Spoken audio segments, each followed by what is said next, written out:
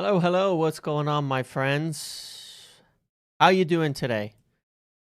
And I mean that. How are you all doing today? I hope everyone is doing all right. It's been an interesting, obviously, few days. Owen, what's up, my friend? You came just in time to add to the channel as I was just getting going with the video. So very, very well timed. Thanks, Owen. And I'll look forward to seeing you tomorrow, by the way, to get back on track with Trafford talk. But look, it's been an interesting couple of weeks, and obviously yesterday I got back on my positivity train because, to be quite honest, I just couldn't handle it, the negativity anymore myself, and that feeling. It's not what I watch this team for. It's not what I do. And since I've been looking into things and soul searching, but also having lots of conversations. For the fingerless gloves. Fingerless gloves. Thank you for that. Thanks, Sammy. Having lots of different conversations and trying to make sense of everything that has gone on, because obviously, look, there's so much we could spend endless hours, days, and times going round in circles on. But I have a different view. Right now, and this is after some soul searching and after reaching rock bottom, where I felt like Mark Goldbridge. For me, that's the opposite of my personality trait. That's the opposite of what I do and who I am. But I've had some conversations. And they made me feel a lot better. They make me feel a lot better about the future, a lot better. And not because they're, I think that the solution to most problems is of course, in general, like understanding of what's going on, right? I think we get caught up very often in feeling like, when things go wrong, we think that someone's like actively like trying to destroy things. And look, there's people out there that I would consider that to be the case. And there's aspects of this football club that we've seen active destruction on. The longer I go on, is Champions League with no signing still delusional? I don't know. Maybe it is, maybe it isn't. But the longer it goes on, the more I start to go, and the more I find out, and the more I dig in, and the more I understand, the more I start to think, there's a chance. I said I didn't need a lot to hope. You know what I'm saying? I said I didn't need a lot to hope. And I had some good conversations. And I don't need a lot to hope. I don't need a lot to believe. I don't need a lot to feel better about things. I just need a little. I just need a little bit. And I'm telling you right now, there's a small chance. You may not believe me. You don't have to. I don't know if I believe it yet. Okay? There is a small chance that this Carrick Holland appointment, that they have actually pulled a blinder here. And I'll tell you what I think, okay? I'll tell you what I think about this. Good for Garnacho. He's got like half his goal contributions come in the League Cup. Good for him. I'll tell you what I think, okay? I think this was better thought through than I originally believed, okay? I think this was better thought through than I originally thought. You know what I mean? I think it was, because my original stance on this was that it's random, it's nonsensical, it's all of that, right? My stance following certain things that I've looked into and conversations and things like that are that we might have actually pulled pulled something off here quite well. I mentioned in recent days that from my recollection of Michael Carrick and how he plays, and I've been reading different pieces and articles from The Athletic, watching some stuff and following it. Michael Carrick ain't that different to Ruben Amorim tactically, okay? Just for what it's worth. He's not that different tactically. And some people are going to roll their eyes and go, well, that's a bad thing. We're screwed then. We're totally screwed. But not me, bro. Because I thought that Ruben Amorim was laying some good foundations. I still believe that Ruben Amorim was doing a lot of the right things off the pitch. I still think he was laying a lot of good foundations that we needed. But clearly at the end, I just don't think he could handle it. And from some of the conversations that I've had, I'd like to revise some of my feelings on the matter. I think that for Ruben, I don't think he could handle all the losses. That's I think what it comes down to. I think that he took it so badly. It wasn't, the stuff about Neville and the stuff about the external pressure and the stuff about the things like that, I think are noise. You know what I mean? Like, I think they're noise that's a symptom of the problems. And the problem is that Ruben himself was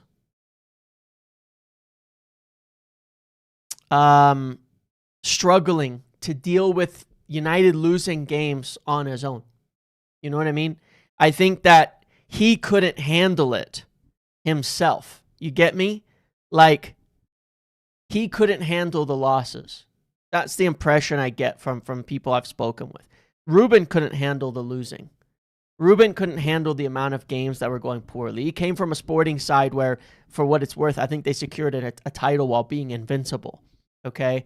Like, he took losing so badly and so seriously because he's not used to it. And you could say that that's a good thing in a sense.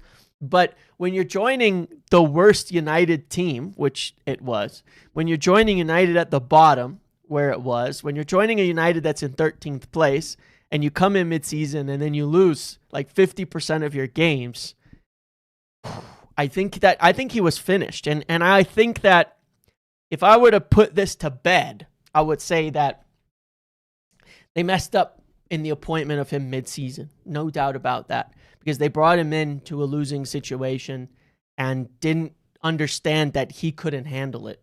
And I don't think he could. I don't think he could handle it. And that was the underlying cause. Because, I always feel like when something blows up and when someone can't deal with the outside, it's because on the inside, something's wrong. You know what I mean? Because if they're confident and they're tough on the inside, they can handle the external pressures better. But when they're not confident on the inside, then then the outside is tough, and I think it breaks them.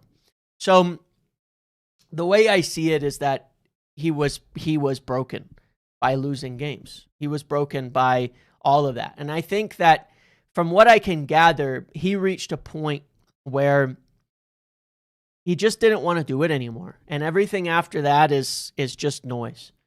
It's just noise. It's just, we can go back and forth around and around on what happened, this and that. It's just noise. The other thing that I've had confirmed, and I mean confirmed, as solidly as can be as truth, right? And I'm always willing to change my perspective when I hear new things. One of the things I can say that is 100% true, okay?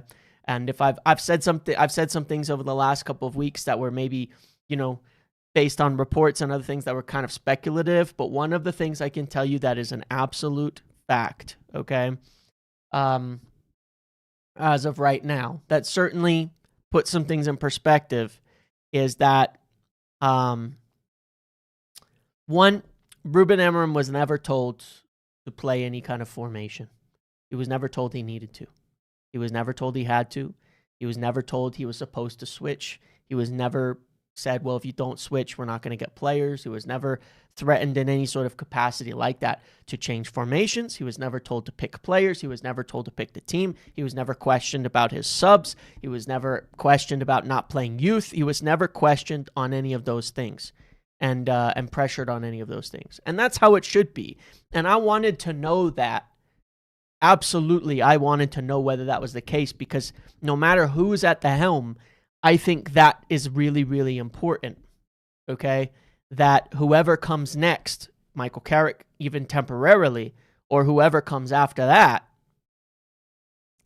the same thing has to apply. Nobody should be telling them ever at this club how to pick your team, what to play, all of that kind of stuff. Okay, so I wanted to dig into that and find out the truth on that. Okay, because that's really, really important to me, right? That's something I can't compromise on. Wilcox just out of camera with a gun. If we pan that way, no. But look, I'm always willing to change my perspectives on things when I hear new things, and I want to be correct. Not right. I want to be correct. And that is, I believe, 100% correct. And look, I've shared a lot of correct info with you guys in the last couple of weeks. Some that's the club would like, that makes them look good, and some that makes them look very bad, you know?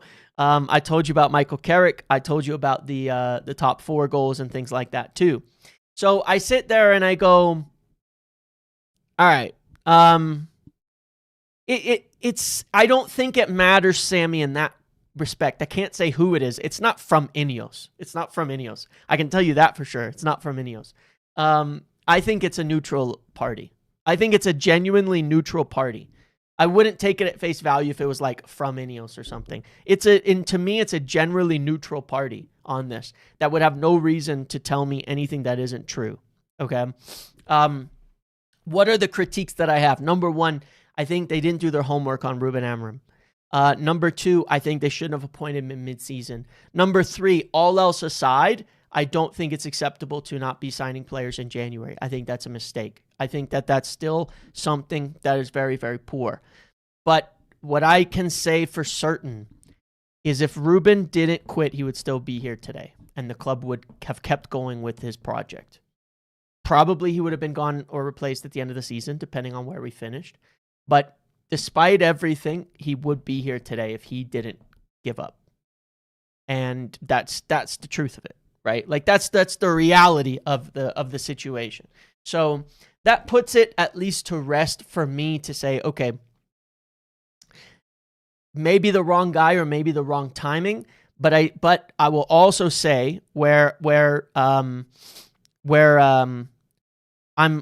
encouraged, and some of you may not be, is that there was a feeling that there was good progress being made. That there was good progress being made. That there were good foundations being laid, and that despite some of the noise, there were good foundations being laid. And despite some of the things that he did that obviously the club didn't like, that obviously some people didn't like, he did lay good foundations that they liked. He did. And that there was progress on that front.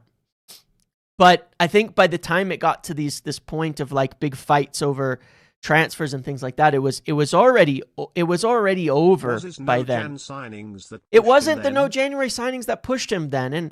And you know, I don't know if that was just like I said, I think that was just water. Like, I think that was just like, maybe it's the straw, but it's not the necessarily the straw that broke the camel's back. I think it's a contributing factor, but I also think that it's a contributing factor, but I think it was already over. I'll be honest. Like, from everything I've heard, I think it was already over. You know what I'm saying? But that being said, sounds like any spin. Well, you can't win, you know. Like you get spin. You can't win. You can't win. You know what I'm saying? You can't win. That's the thing. I can't win in this respect, okay? I've criticized and will continue to criticize a lot of things. But I think that there is a balanced way to observe and a balanced way to look at this whole situation. So I think that there's plenty to blame on both sides, but it's about finding the right problems in there. I think it's about finding the right problems that are in a situation. You know what I mean? Like because it's about how we move forward here, right? And what makes me happy is that they're not stupid because they did see the progress. That makes me happy, because the biggest mistake that I believe was being made here was that they got rid of somebody, one reason or another, when things were good, and that they wanted him out. But I can say that I don't think that's true. I don't think they wanted him out. Not now. And that they did see progress. There was something around the Wolves game, but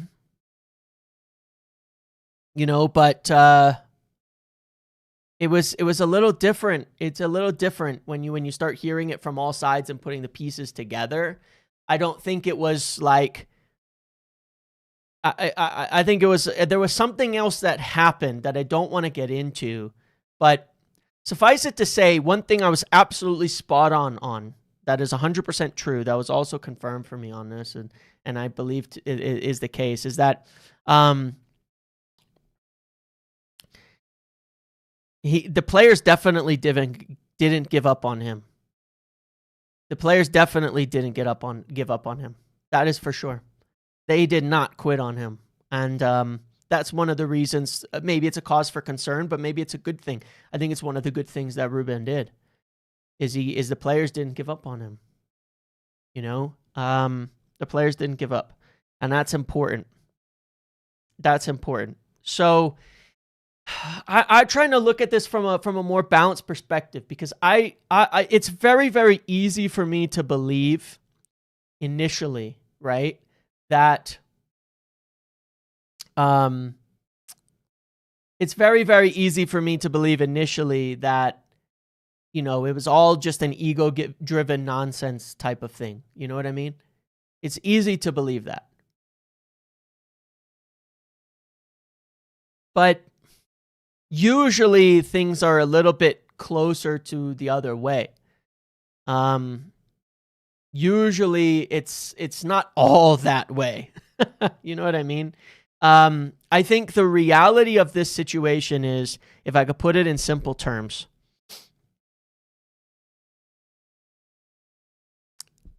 I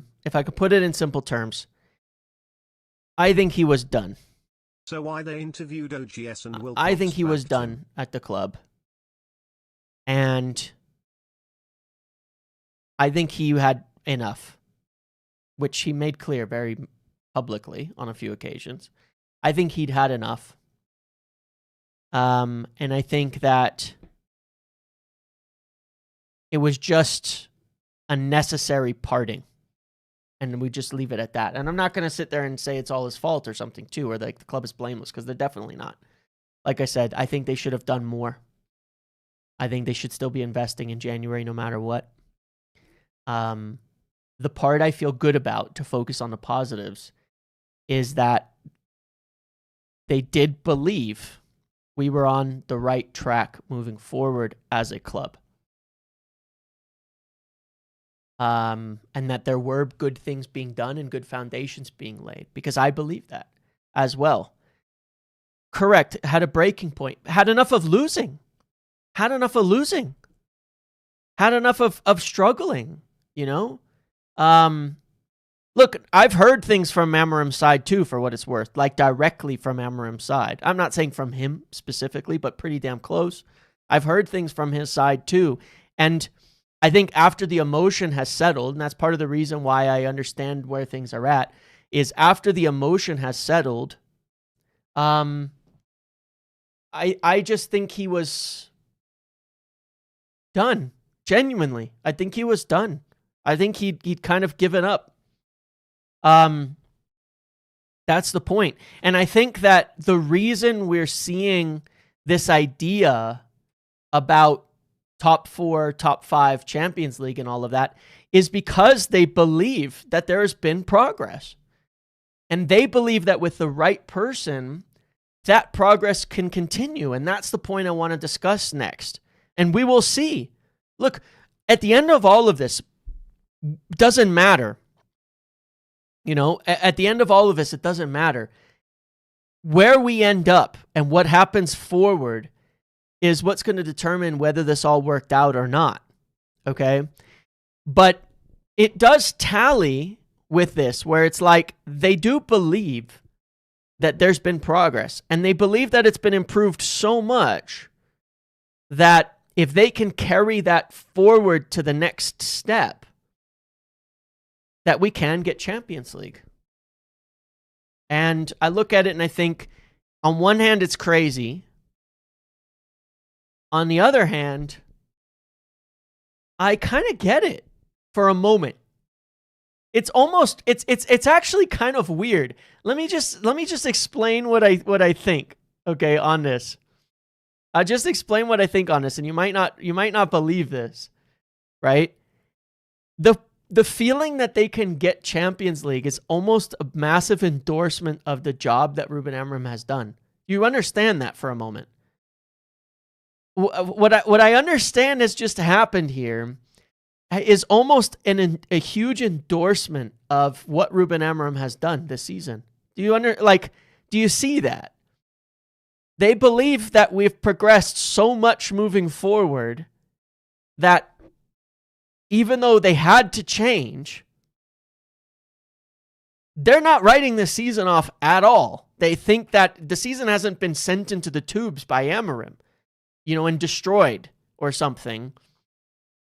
But that if they pick the right combination, someone can actually continue Ruben Amorim's work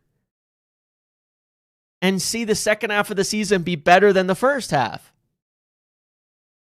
And it's crazy to think about, but it's actually an endorsement of Ruben Amorim's position and what he's done. That's the crazy part about it. It's kind of wild. It's weird. It's very, very strange. But I'll tell you why specifically. They hired a manager in Michael Carrick that plays quite similarly to Ruben Amorim. You might not believe this, but I recommend you go read articles and pieces and all of that. They want to continue with a similar style of football. Forget the 3 at the back thing. They want to continue with a very similar style of football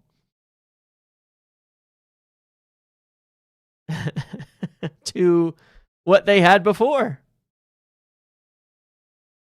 And to keep that progress going. We'll see if they're right or wrong. I don't know. None of us can predict the future. But the play that they made here, the play that they've made here is to say, all right, this isn't what we wanted. It's not what we expected to change managers midseason. It wasn't the way that we were intending to go.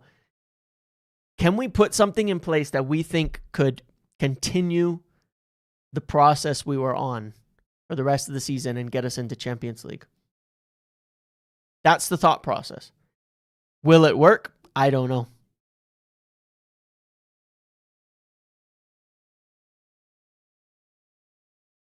I have my doubts. Why interview OGS? But they didn't pick him. He's not a coach. Solskjaer doesn't matter. He's not a coach, guys. That same application applies to this, okay? He's not a coach. Solskjaer, he's not a coach. It's the coaches with him that are going to determine more of the style of play that he was going to play, and that was complicated. But he's not a coach. But I've been trying to figure out this Champions League thing and why. Look, I'm not telling you to believe that it's going to happen. I'm not telling you to believe that it's going to happen. I have it as like this tiny sliver that I'm going to sit there and hold on to. I have this tiny little sliver that I'm going to sit there and hold on to, that maybe these guys know what they're doing and that it'll work out. It's a tiny sliver. I'm talking about why. Not that it's going to happen. Not that they are right in their assessments. I'm talking about the sliver of hope that maybe it works. All of this is irrelevant, to be honest, if no new mid in January. Well, I agree with you. Don't get me wrong. I've said it a million times. I've said it a million times in this video. I agree with you. Why? Like, I agree with you. I think we need a player to make it happen. I'm never changing that opinion. I think it's an extreme long shot. I'm saying that when I look at them, I'm just explaining the process. Whether it works or doesn't is a totally separate question. I think all of us remain extremely skeptical. I'm giving myself a chance to believe in something. Let me show you some examples of this, okay? This is from The Athletic, not from me. So I was trying to give an unbiased view on this. This is from The Athletic. It says, Carrick maintains a similar viewpoint. This is about Amorim. He says, the actual formation doesn't make a huge difference to how we do things. Strip away these transient formation labels and some striking similarities in their tactical approach emerge. Take Middlesbrough build-up play under Carrick. The examples from their 5-0 win against Reading. When starting attacks, one fullback, Ryan Giles, pushes high and wide, while the other, Tommy Smith, tucks in alongside center backs to form a back three. This is our build-up shape under Amorim right here, by the way. It's identical. 2 in the middle, 3 at the back, 2 fullbacks up and wide. It's just a different starting position. To maintain width, the right-sided attacker, etc., etc. It says the result is a 3-2-5 structure that is practically identical to Amorim's and places similar emphasis on aggressive wing-back play. This shows up in the data with Giles attempting 461 crosses, more than 100 more than any other championship player. He also, one of the things people are going to find is that, Carrick doesn't play an extremely aggressive, attacking, hyper direct form of football. I don't know if people are expecting a certain thing, but there's a lot of that horseshoe passing and then cross into the box from Michael Carrick. Things that people complain about, but are pretty fundamental to Michael Carrick's football as well. More emphasis on midfield play. Going for Carrick over Ole is you're right, Dashmate. It's not completely tactically random. Yep.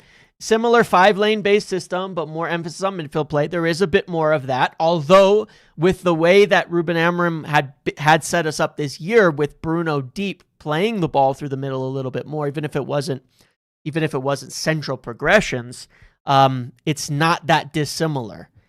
But again, yes, it's a big plus going for Carrick over Ollie because, it's not random tactically. It actually makes a lot of sense. There is a natural progression tactically from between Amorim and Carrick, and and look, maybe they lucked into it,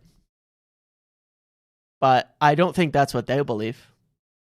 Maybe they lucked into it. And it's all spin. And it's just like they just rushed into the first guy. And it just happens to be right, and they can claim it's similar. But I don't know about that. Reckon Šeško's going to abuse Šeško headers? Yeah, probably. Maybe they lucked into it. There you go, Sammy. Maybe they lucked into it. Maybe they looked into it. I think they would have you believe it's the latter. My hope is that it is the latter, and they actually know what they're thinking about. And then there's this, okay? Even the way that they defend, right? We've seen this at United. They drop quickly into a compact 4-4-2 mid-block and prioritize closure of passing lanes over aggressive ball hunting. And this article even says Carrick needs to stick to himself and not listen to the crowd, attack, and do his thing. But a lot of these structures are identical to what we've been doing under Ruben Amorim. floating between 4-4-2 and 3-2-5. The difference in only big difference between the two managers is that Ruben had 3 center backs on the pitch. Carrick has 3 midfielders on the pitch. And otherwise, it's the same thing. Literally, it's the same thing. Right? You couldn't almost find, there are so many similarities in there. And then there's that, Cliff. And again, look, this is a hopium stream, so I'm sure I'll be back to being accused of an Ineos shill any moment. But I go back to it and I go, there's another factor here that I didn't think about. I've been telling you guys for a minute that the data says we're the 3rd best team in the league this season, right? And so what has thrown me for the last 10 days is, why did Amorim leave if we're the 3rd best team in the season? Do they not use the data? Did they not use the data to determine our performances and say, like, we're actually pretty good? Did they not use the data and then they just sacked Amorim for nothing? And then I think about it and go, well, actually the belief that we can get top 5 implies that they believe the data. It actually starts to make a lot of sense when you put it all together. They believe the data. They believe the numbers, which are that United have 3rd or 4th best underlines in the Premier League. Akpom is a completely different profile to Šeško, though. That's true, but we'll see. But seriously, like, they'll believe the data, right? The data says we should be 3rd on points. The data says we have the 3rd best, expected goal difference in the league. The data implies, and the underlyings, which I've pushed for a lot of this season, imply that Amorim was doing a good job. And that really, based on performance, we should be in the top 4 or 5, but we've been bottling it, We've just been bottling it for one reason or another.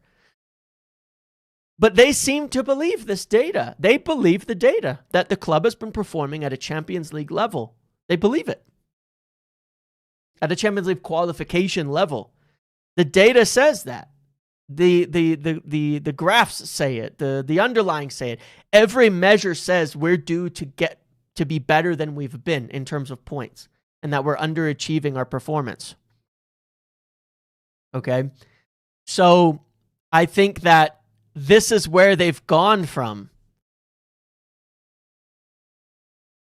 I didn't say Amorim wasn't sacked, Anthony. Don't get me wrong there. Let me make sure I make this very, very clear.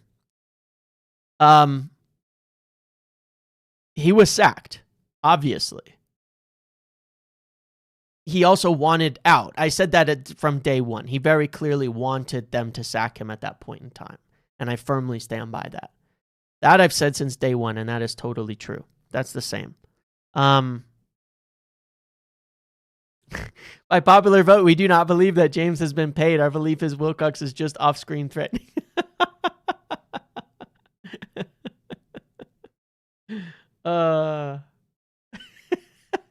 This is massively feeding into my theory that James is one of 2 twins, and that's why he does so many streams while working. James's positive, negative twin took over last week. No, look, I'll tell you what I genuinely believe. Like I said, I really do believe that that they screwed this situation up. Okay? I just do. I believe they screwed this up. That's not changing.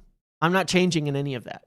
All I'm saying is that the thing that I believe to be true, where I found the right middle ground based on everything that I've heard, is that he would still be here right now. That they didn't want to sack him. I believe that.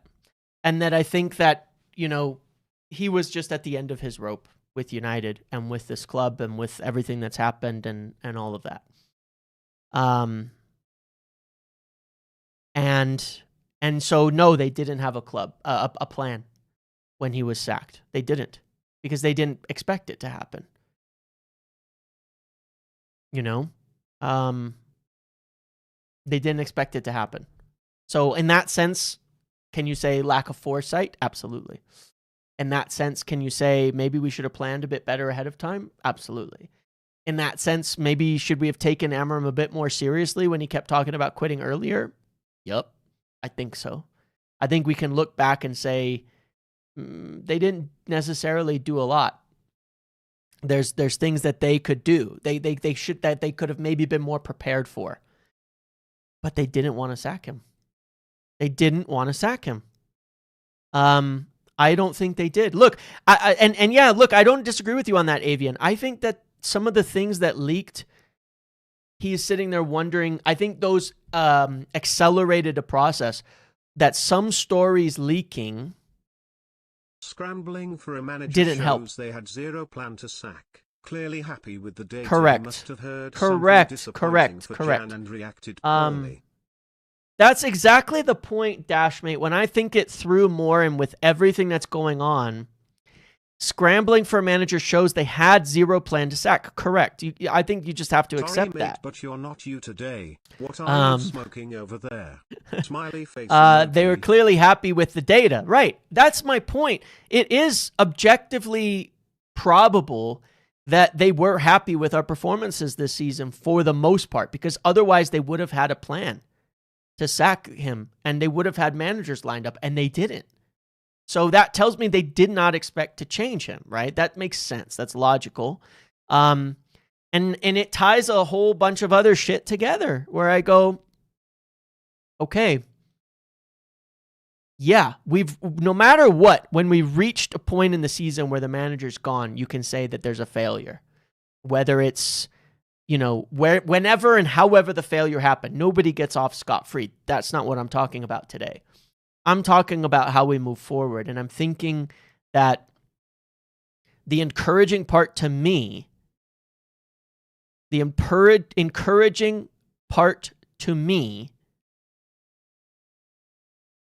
is that they did believe we had progress this year, because I think only a fool would say we didn't. And I've stood by that since the start, and I've taken a lot of abuse for it, for believing that. That the club, that there is solid progress this year, and there is a foundation to build off of. And I firmly believe that. I've believed that for months. I've said that for months.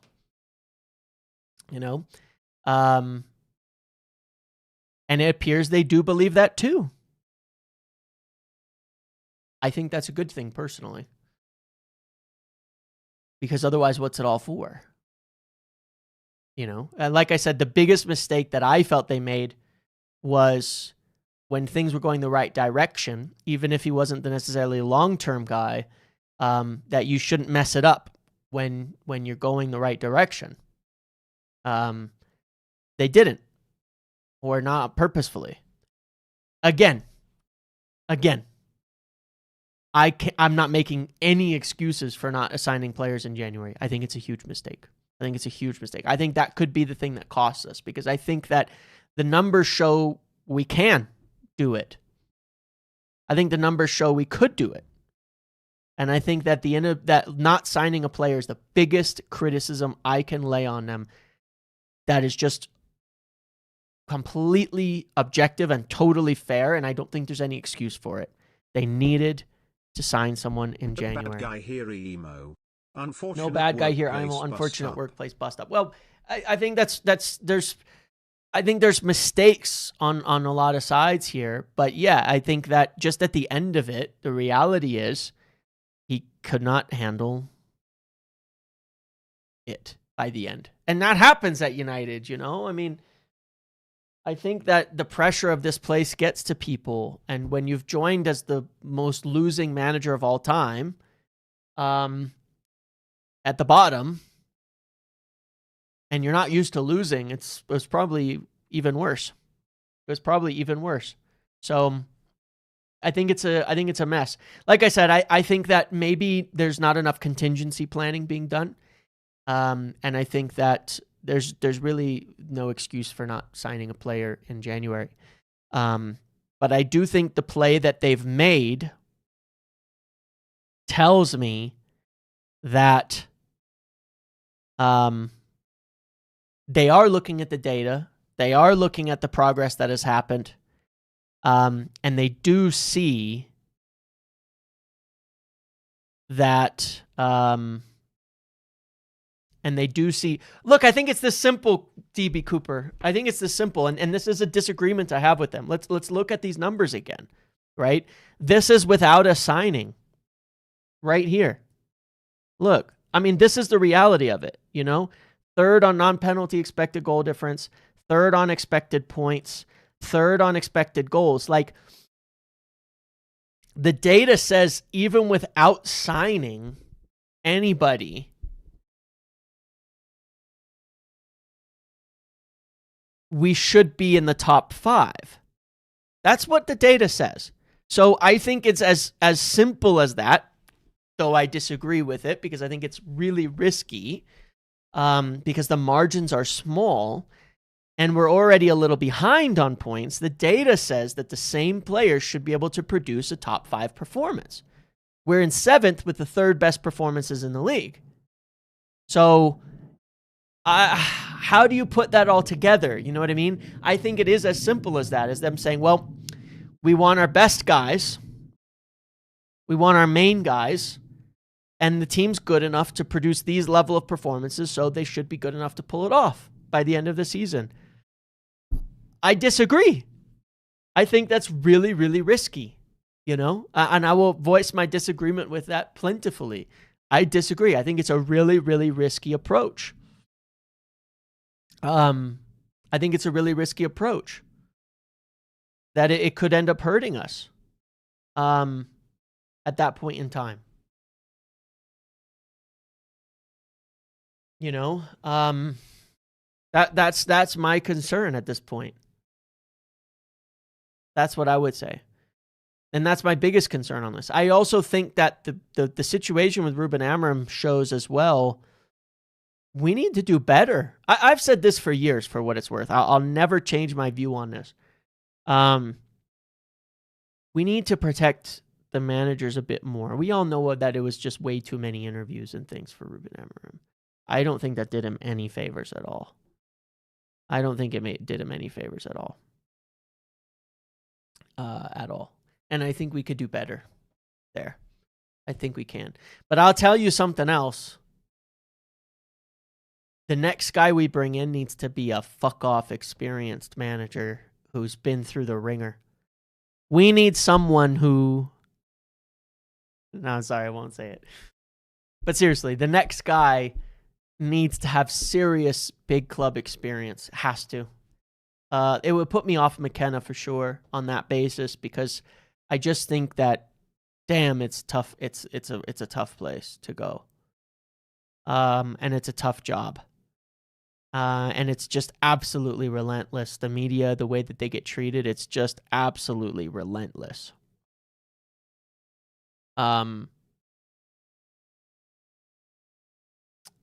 You know, and the next guy gotta have, you know, experience.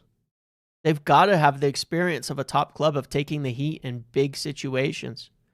You know, maybe they've got to be a guy who can handle the heat when they're not winning everything, when they're not winning trophies. Maybe we need somebody who can handle the criticism of not being a trophy winner. All roads lead to one man. Oh, fucking hell. Sorry, I can't help it. It's whatever. I can't help it. I can't help it. It's just life, you know. But look, it's like it's whatever. Like I said, I choose to believe moving forward. History won't be kind. History won't be kind. Number one post. Level-wise, number one post Fergie. And it's interesting you say that, because I actually agree on certain things. I think Ruben Amorim will, in the end, have done the most good off the pitch, and in terms of building foundations of anybody post Fergie, and will have the worst on pitch results. And that's crazy. And that's a crazy thing to think about, but it's potentially the truth. But look, moving forward, like I said, the positive I believe, I believe, and nobody has to tell me this. Nobody has to feed me this. I believe this. You guys know this. I've sat here for months and said, I think that Ruben Amorim, in terms of the football, is doing a good job in terms of performance, a good job in terms of underlyings, a good job in terms of the direction of things. And I think that he's been doing a decent job. The more I read and the more I see about Carrick, what I believe is that the small transition between Amorim and Carrick is small enough that I don't think we'll see a drop-off. Like, I don't think we'll see a confusion trying to learn the new tactics, because the new tactics are the same as the old tactics. They just might contain a slightly more comfortable starting position for them. Right? Nobody has to tell me that. I believe that myself when I look at it. I'm good with Michael Carrick being a bit more of a pragmatic version of Ruben Amorim, because he is. To a large degree, that's what he is. In terms of a system and structural standpoint, a slightly more pragmatic version of Amorim. Stylistically, we might need that right now, because I don't think our players are good enough to win too much. So I'm going to take that, I'm going to take that. And let's go back to the lineup. We kind of did this yesterday. In terms of a pragmatic approach, I could see something like this. It's a 4-4-2, and then it might be more likely like this, and then it builds up into that nice little 3-5-2, and and it's compact, and it's dangerous, and it's good. I think that's how it'll work. And you could do Ahmad. If he wants to be really aggressive, we've spoken about this, you could end up with this. If he wants to be aggressive and have it really look like Ruben's 4-4-2, it could be like this. 4-4-2 out of possession, 3-5-2 in possession, 3-2-5 in possession. It could be like that. And you could fit Ahmad and Mbeumo on the pitch. That would be aggressive. But if he's going to prioritize some central progressions, he might stick Bruno there. You could put De Ligt in here. I don't care. It doesn't matter. I'm just saying, I could see this. I could see this. This could be Bruno, and this could be Mainu. There's options here. But this is one way that this could be done to get Ahmad and Mbeumo on the pitch at the same time. This could be one way. Like this, 4-4-2 and a 4-2-3-1. It's like this. You know what I mean? It could be. There's a lot of ways that it could work. I'm curious to see what he goes with. But yeah, we still need a midfielder no matter what. That's why I'm like, just get me a midfielder. You know what I mean? Just get me a midfielder. But I'll tell you what, I made this claim. This is my long shot claim. This is my long shot claim that I made on the podcast earlier with Samix. Every manager comes in and has like one guy who's their talisman. And it's somebody you wouldn't expect at the time. Okay? It's somebody you wouldn't have expected at the time. It's someone you wouldn't expect. Like I was saying under Ralph Rangnick, it was Jadon Sancho. His only good 5 month spell at the club was under Rangnick. It was decent. It was actually quite decent. Almost everybody has a talisman of some sort. Like one guy that's unexpected. I think for Ruben last year it was Ahmad. And then Ahmad got injured. That screwed us up a lot. But I think it was Ahmad. Who's going to be Carrick's talisman? Who's going to be Carrick's guy? Slightly underrated. I made the long shot claim it was Ugarte. And I said it because he loved Fred. Carrick loved Fred. And he likes having a high energy midfielder, and Ugarte is the only one we have. And so it's a long shot. It's a damn long shot as hell. And I don't think it's going to work. But I would find it absolutely hilarious if Ugarte is Carrick's talisman in this. And that doesn't mean best player, by the way. It doesn't mean best player in the team or something like that. It's the guy that just somehow becomes very important for him. It's the guy who becomes important that you wouldn't expect. And I just think it's going to be Ugarte. I just have that feeling, that it's going to be a midfielder. I think Dorgu's a decent shout playing in the left back role, but is he going to play or is it going to be Luke Shaw? Holland and Carrick are very familiar with Luke Shaw. Who's it going to be? I don't know. But that's my long shot, is that it's going to be Ugarte. Ugarte. Because Carrick loved Fred. Do you guys remember his little interim stint? He benched Bruno for the Champions League. He put Bruno Fernandes on the bench. Do you guys remember that? And he went with a compact 4-4-2 with legs. And it worked. You know what I mean? It worked. Do you guys remember? He benched Bruno Fernandes and went with the legs in the middle.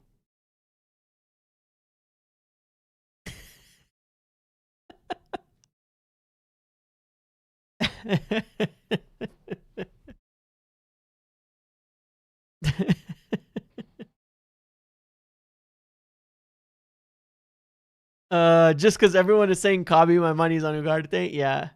Fred was pivotal in those 3 games. He was so big.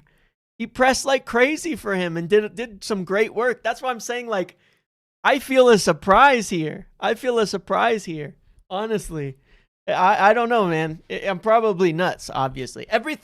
Listen, you could come back to this video in 3 months and everything I said here, you might go, what the fuck was he thinking? Genuinely.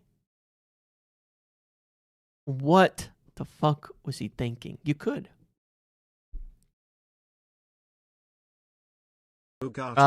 Carrick out. I'm seething. Carrick out. You're seething.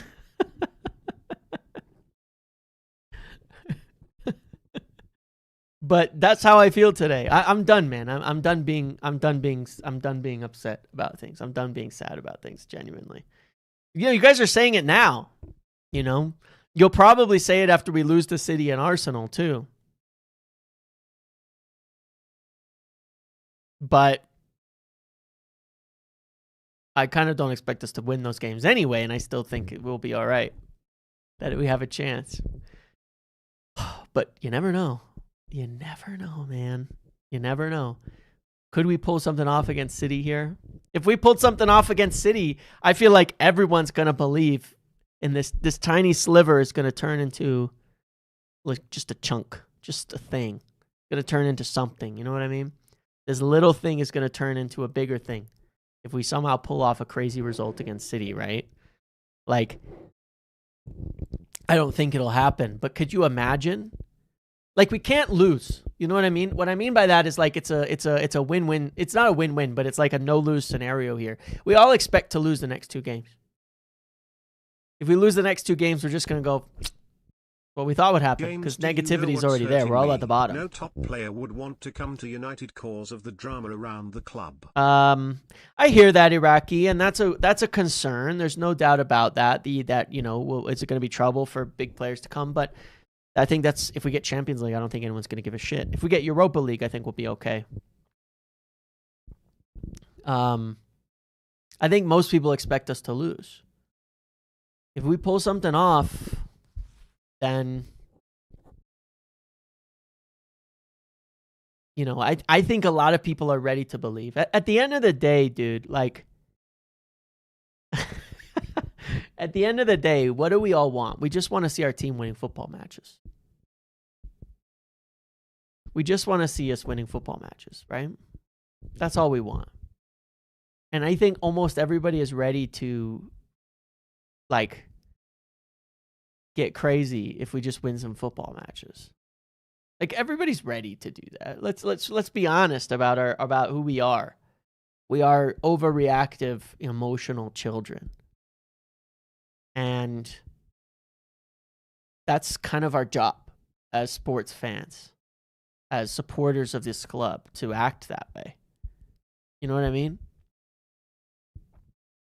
We all want to overreact like mad. Like, you know how shameless we will be if we just win against City despite everything that's happened? You know how shameless everyone's going to act if we win that game or we beat Arsenal or something? Absolutely. You know exactly how shameless everybody's going to be. You know how shameless I'm going to be. You know how, I think about, we better win. I'm driving up there. You know, like, I know how KG's going to be and these guys are going to be if we win a game against City or Arsenal. We all know. That's what we do, man. So I'm here for it. But look, like I said, I don't know if it's going to work. I'm being positive. I'm being overly optimistic. Of course I am. I'm admitting that. And I'm not saying it's going to work. I'm not buying anything. I'm saying that I understand the play. And it's a Hail Mary.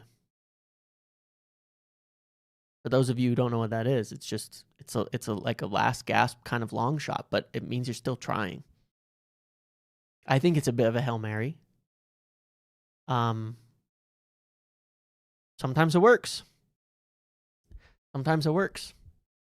But there is a strong logic in picking Michael Carrick.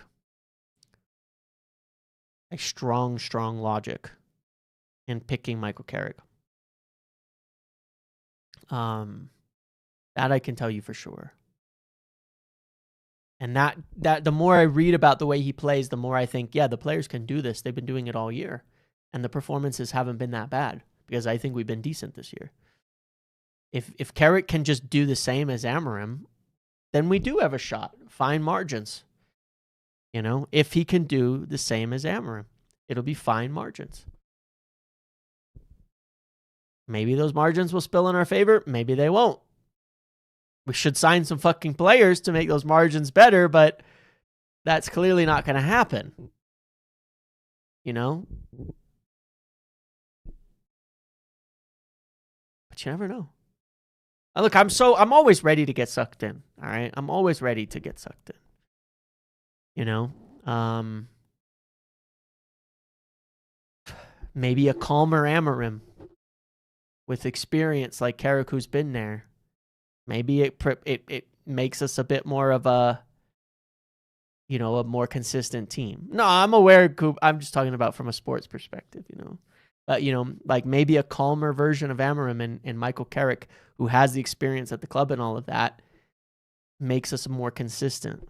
Maybe, I saw Shad, as you mentioned earlier, like, what about, like, improving individuals? Maybe Carrick will prove, and Holland and such will prove to be better at improving some of the players that we have individually as a coach.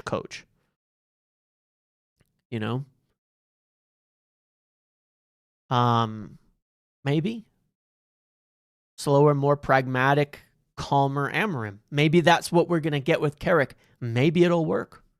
Because stylistically, that's Michael Carrick. He's calm. He's composed. He's a bit more reserved. He's a bit more quiet. That doesn't mean he's not confident. That doesn't mean he's not tough. That doesn't mean he's not strong. But he is certainly calm. That's how he played football. That's how he coaches. Maybe it'll work. Maybe it'll work. And the fact that he'll probably get a free ride from the media. A lot of the media anyway, in terms of our ex-players and stuff. Maybe that helps too. Maybe it takes some of the pressure off of some players who are struggling with it as well. I don't know. I'm just saying. I have hope. I know I brought this thing up yesterday. If XG conversion is the question, signings are the answer. Well, there's that. I agree with you. I brought this thing up yesterday. We're just going to have to wait on that, dudes. Like, there are things happening, But I can just say that this is info, essentially, I guess. Sometimes info is no info. The info I have is that as of now, I'm not, like, how do I explain this? There's nothing known to expect. There are some things happening, but I don't know what the outcome is. And I've tried to find out, and I've tried to find out, and I've tried to find out, and I've dug into it, and I've spoken to people, and I've asked people. I don't know what the outcome of what is going to happen is going to be. I know that's mysterious, so there's nothing for me to say. We'll wait but we'll just see what happens. If anything comes in the next couple of days or whatever, then I'll let you know. That's it. Nobody knows. That's all I can say. There's nothing to know yet at this point. So, yeah, I know that's an annoying thing to say, but it's also the truth. Yeah.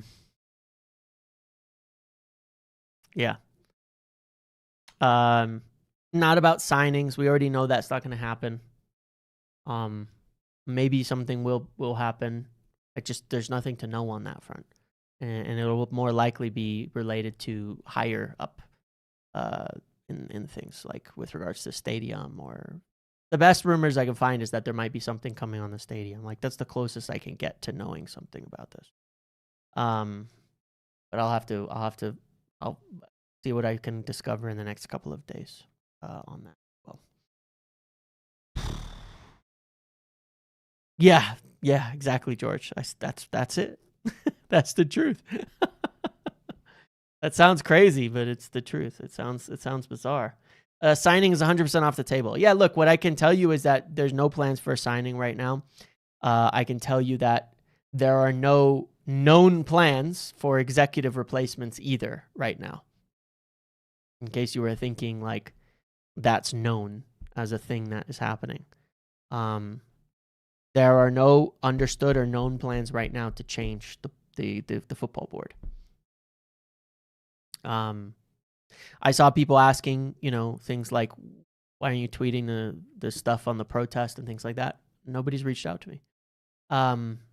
They probably won't. It's not like I don't support the voice of people to protest. It's not like I don't support the general purpose and cause that is there. It's not like I don't understand it. I do. I'm very often at odds to things on 1958 and others, mostly because, I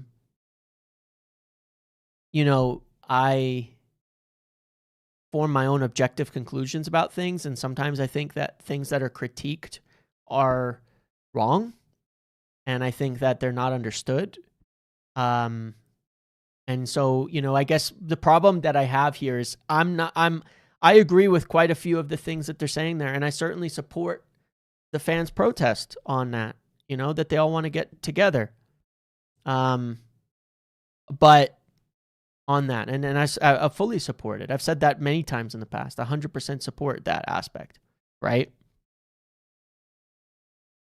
But I think one of the issues that I've had personally is that it feels as though if you are not in agreement with everything, then you're not, like, allowed to be a part of it. You know what I'm saying? I think sometimes it would help to have, like, sometimes it's too narrow a scope. You know what I'm saying? Like, sometimes it's just, I think sometimes a movement suffers from that you lose some people to the middle. You know what I mean? You lose some people to the middle, and you try to make them an enemy. I'm not an enemy of the 1958. I'm not an enemy of Glazers out protests and things like that. Not in the slightest, at all. But I think that there's a perception that there's things I've backed and supported that they haven't, that makes me on the other side. I don't believe that to be the case. I want the best for this club. I have different views and objectives and info and opinion on things, you know? And I think that people should look to these protests and, you know, the general purpose and the goal and the outcome is the same. I think there needs to be more space for welcoming variance in the achieving of those objectives. I think there needs to be variance in, you know, accepting that some people might see a different way to get there, but it's the same goal, you know? I don't have any acceptance of or belief that it's okay. You know, the debts that have been loaded by the Glazers, all sorts of things. We've been over this for years, guys. I don't believe in any of that. Like, that stuff's all terrible, you know? But like I've said before, it doesn't make sense for Ineos to come in, you know, like these are things where I have a difference of opinion, to come in and clear the debt for no benefit. That's just strengthening the Glazers' foothold. This is a complicated situation, you know? I don't love all the things that have happened, but I also look at what's the answers. You know what I mean? I don't love job cuts. I don't love any of that stuff. I think it sucks, and I think that it's depressing for morale and things. But I've also looked at it and said, but what was the solution? You know? 2 years ago, Ineos could have said, all right, we're backing out. We're not going to buy any of this club because the Glazers won't sell. You know, nobody else was willing to buy. Nobody else was willing to do a deal. They're the ones who own the club. They're the ones who have the ability to sell. We can't force them to do anything. If we could, it would have happened already. I mean, people were outside Woodward's house doing shit that I still don't agree with to this day, you know, trying to force this kind of stuff, and nothing's happened, right? Nothing has forced them to sell at this point in time. So I look at it and I go, somebody got a foot in the door to try to do something. And I think they have the right intentions, right? No, they did things like, you know, no profit, right? No, whatever the fucking word is, to give owners money. They stopped those for 3 years. That means every cent goes back into the club. Like, their intentions are good. That doesn't mean they're doing everything right. They definitely are screwing things up. I definitely have problems with a lot of things that have happened. But I don't know that I've seen a better solution as of yet than some of the things they're doing. And I think that pressure on the outside, dividends, thank you, pressure on the outside, but also pressure on the inside for change, and trying to affect change from within and trying to affect change within good relations is also something, you know? Like, I'll just say some points on this that I've brought up before, because I've seen, like, not just me, but even other fan channels, even ones that I'm not, like, in love with, you know, or that I don't even associate with, get a lot of heat for not being super in on protests and things like that. And I go, you know, years ago, you know, people like myself and others were getting violently attacked for associating with the club on the basis of things like we do media in the summer for them. You know, going to the tours and getting involved and doing things like this and interviewing and taking, you know, and doing the media stuff we all get to do nowadays. Those of us who have a platform, you know, like we saw on the summer tour, and we're all there. The United Stand, United View, the Paddock, all of these guys, you know, but there have been huge positives to that. And I'm not just talking about our own benefits and access. There have been huge positives to maintaining some sort of positive relationship with the club. The communication is wildly different. The fact of the matter is, there's things I've been able to share with you guys, tell you guys, explain, go over years that I wouldn't have been able to do without maintaining friendly relationships with the club, and same for everybody else. And it's not a bad thing to be closer to the club. And I know for a fact that a hell of a lot of feedback has come through those channels to affect positive change at the club. Is it enough? No. But you also have to separate the idea here that the people working at the club are not the Glazers. The people who get up to work every single day are the good guys. I'm sorry to say this, but most of them are the good guys. There's tons of them. A lot of them are the good guys. You know, they get up to work every day. They go to work at this club. They deal with the fallout. They deal with the bullshit. You know, a lot of them want to make it better within the club for the fans, for everybody. They want to. Maintaining good relations with these guys and trying to affect change within isn't a bad thing. It is an alternative route to what people are trying to do on the outside that I fully support. And I'm not your enemy in the slightest. And I fully support what you're doing as well. And I fully support what everybody's doing on that as well. And I will continue to try to affect positive change on the inside. I think that there's a lot. I'm not like bigging up myself on this in the slightest or not. And it's hard to explain. But I think there's a lot of positive change that people like myself have been able to affect in terms of feedback into the club with the ways that we can. And I think that's one of the best things we can do. And it doesn't change the belief. And it doesn't mean I can't sit here and say the Glazers haven't robbed this club blind, because they have. You know, no one's policing us. No one's policing me on my views, my opinions, or my words, or saying I can't say this or I can't say that. You know what I mean? I can say whatever the fuck I want, as evidenced by the last couple of weeks where I've gone really hard on certain things. There's no problem. So I just, anyway, I went off for 10 minutes here, but I thought it was a worthy explanation because I think it's a worthwhile question, you know, about things like the protests and all of that.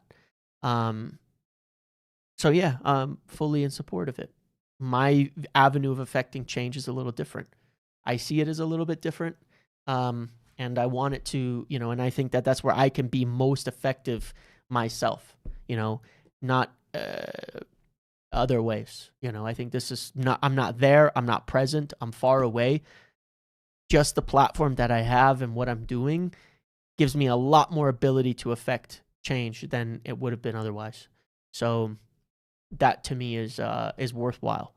Yeah, that's all. So anyway, I hope that was a good answer for anybody who does want to know, because I respect the concern or the view on it, you know, about whether it matters and why and what and all of that. So there you go. I can kind of leave it at that.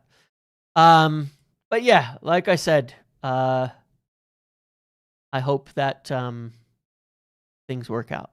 I hope that things work out this season as well. I understand the direction we're going.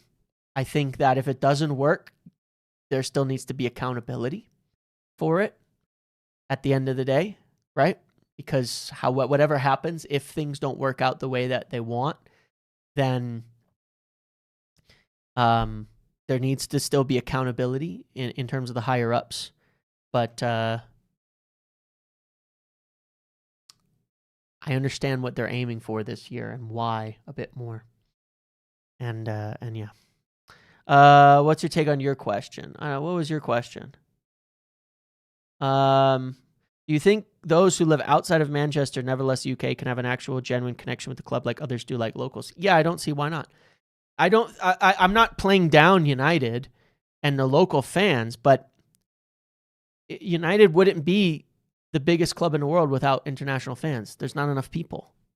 International fans are what make Real Madrid the biggest club, you know, or second biggest. You have to have the international fans. I'm not saying, you know, it's the same, because the view, you know, the priorities are a little different for local fans. The stadium, the game experience, the match experience is all more important as a factor. But I don't see why it makes a difference. I mean, there's tons of local fans who can't go to games. You know, they're not that much different to long distance fans, to international fans. There's tons of fans in the UK that don't go to games, and it doesn't make them any less, you know, in any respect. It's an important part of the club's atmosphere. Now, again, obviously there are differences in terms of priorities and things that matter for local and match-going fans than for others. But I'm not saying one's more important than the other in that respect. But yeah. Making a football club competitive is hard, even if you have world-class owners. Chelsea has good owners? But does that mean it's a well-run club? No. Having a collaborative approach for change is not a bad idea. Yeah. Correct. Correct. Correct. I agree. It is a fair point. It is tough.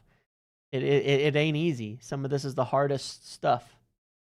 That mean it's a well-run club? No, having a collaborative approach for change is not a bad idea. Yeah, I agree. Thank you for this positivity stream. I now believe we thank can you for your challenge for the positivity title stream. thanks to you.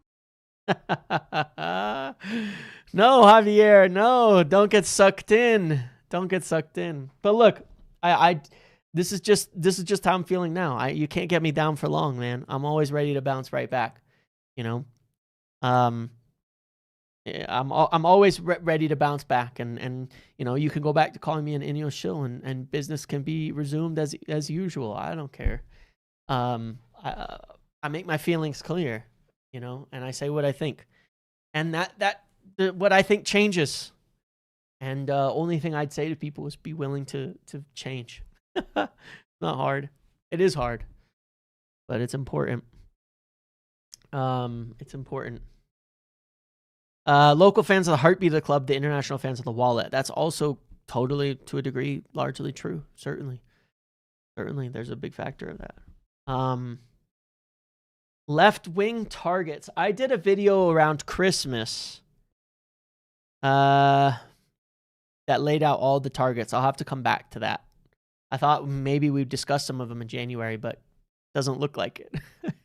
I'll come back to that a little bit later and see. Because I have some names in there. Njai could still be a target.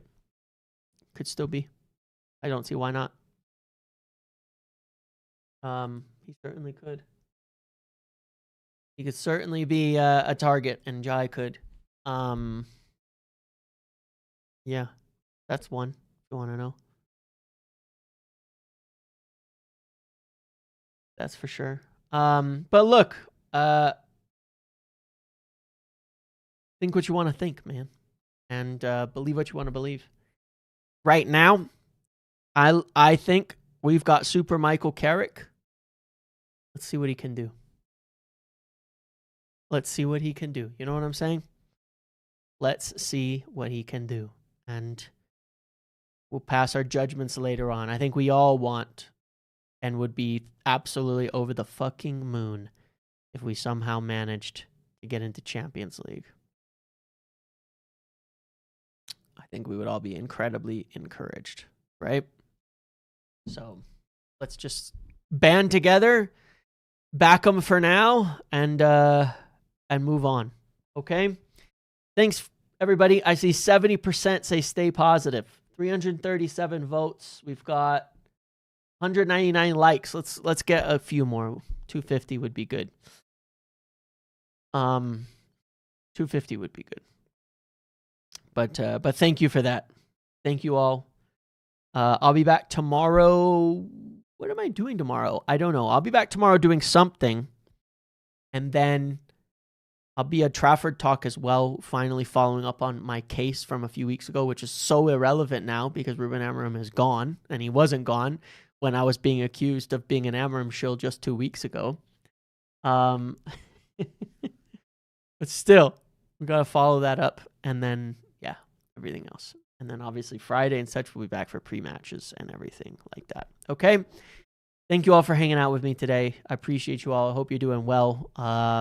My goal, as always, is never to make you feel worse, but to make you feel better than you started. I think that's maybe a theme of the channel, okay? And we'll also see something comes out a little later. Make sure to watch the podcast with Samix earlier. It was a great conversation as well. And I'll see you all tomorrow. Have a good one, everybody. Goodbye.